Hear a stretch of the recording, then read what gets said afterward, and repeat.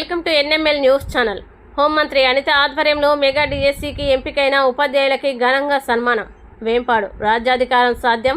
October 2 Payakaraopeta నియోజకవర్గం పరిధిలో mega DSC ద్వారా ఎంపికైన 147 మంది ఉపాధ్యాయులకి గాను వేంపాడు టోల్ ప్లాజా సమీపంలోని భారతీ కన్వెన్షన్ హాల్లో హోంమంత్రి వంగలపూడి అనిత ఆధ్వర్యంలో ఘనంగా సన్మాన కార్యక్రమం నిర్వహించబడింది.